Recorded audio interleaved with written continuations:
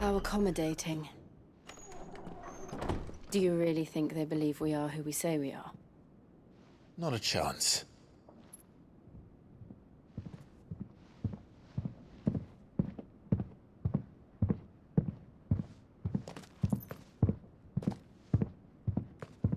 Right, I guess. My uncle believes we're imposters here to rob him.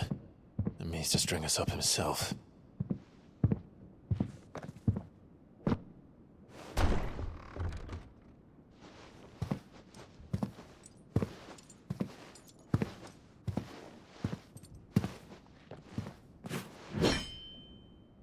Imagine my surprise when I was told my nephew had come to visit.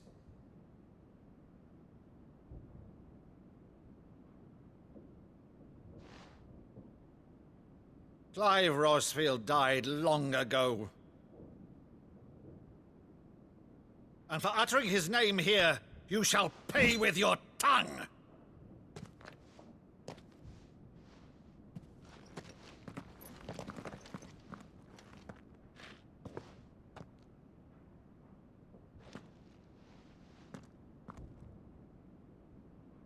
You would mock me as well?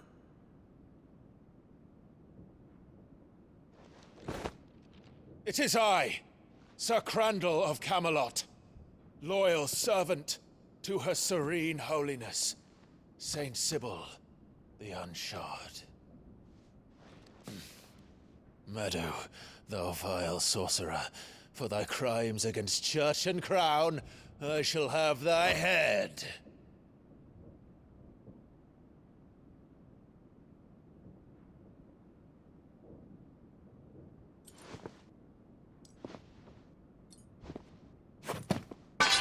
Curse thee, infectious flax wench.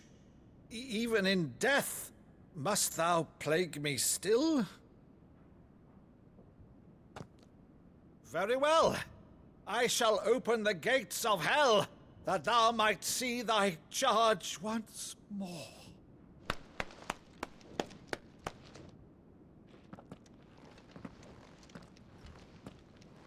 Bravo, Uncle. You're still the finest Meadow in the twins. Oh, Clive, my dear boy, it's really you.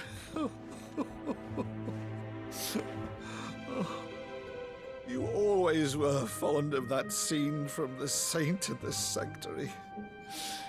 Never did let me play Sir Crandall.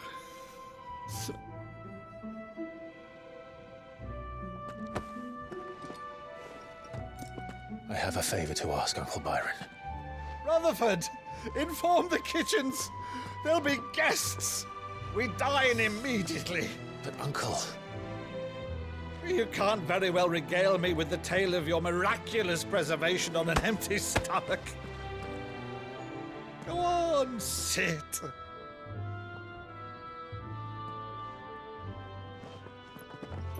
See that you use the good plates, Rutherford.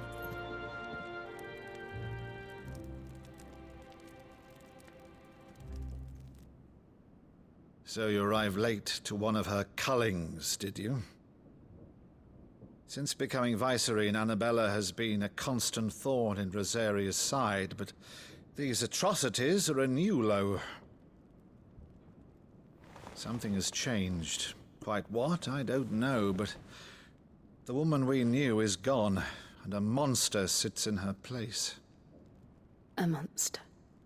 For better or worse, I've been charged with governing this town, and thus must maintain the illusion of obedience. That's all I can do to aid Wade and his merry band of revolutionaries. So he's told us. You have risked much for Rosaria. Our nation will be forever in your debt.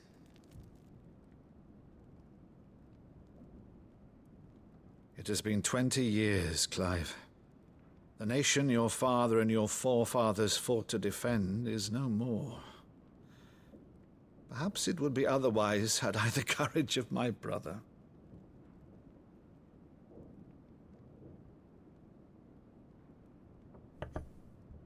All right, if it's a ship you require, a ship you shall have. I've a galley in port, but recently relieved of her cargo. She can be outfitted for the voyage in a matter of weeks. So you believe us then? About everything?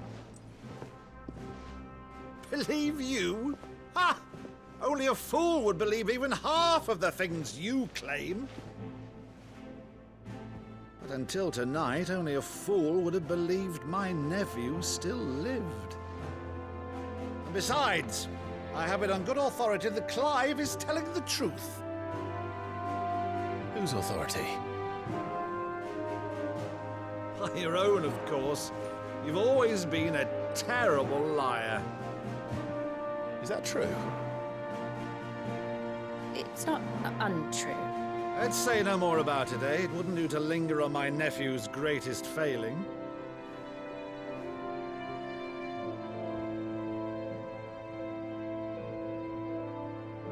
The one thing I cannot believe, though, is all this about you being Sid. You were always such a good boy, but now you're quite the outlaw. Which, if I'm not mistaken, would make me an outlaw's uncle. Right then, who shall we pillage first? Rutherford, fetch me my cutlass. This will be fun.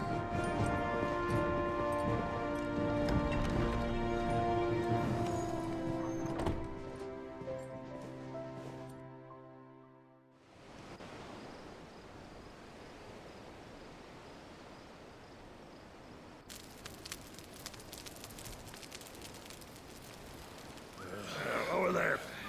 Go on. She's a fine ship, isn't she? Once outfitted, she'll bear us across the boiling sea to Drusteness in the space of 3 days.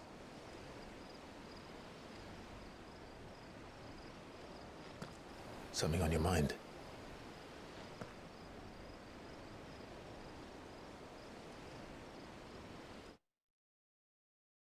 Monsters. When I served the Iron Kingdom, I did so because I saw no other choice. Because once they learned that the lash would not move me, they turned it on those who could.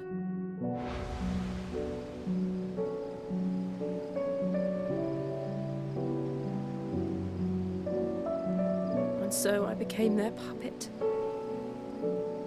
I let them pull my strings, telling myself it was not my hand that swung the sword, but another's. I removed myself from the truth so I wouldn't feel the pain it caused.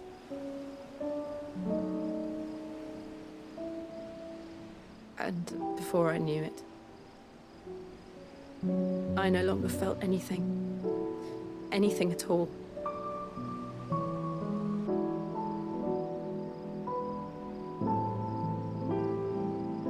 I had become a monster.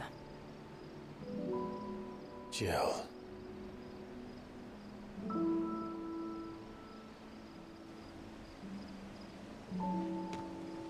I don't want to be a monster, Clive. Do you understand? I want to choose a different path, a better path. To live on my own terms. But before I can do that, I need to come to terms with my past.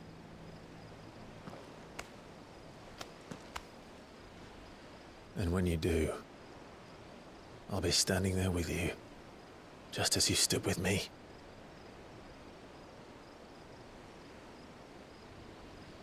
Thank you, Clive. I must atone for my sins. Only then, when it's done, will the monster cease to be.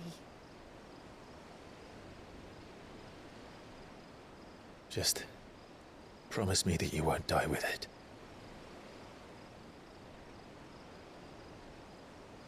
Now, let's get some sleep. The journey back to Benamir is long, and there is much to tell the others.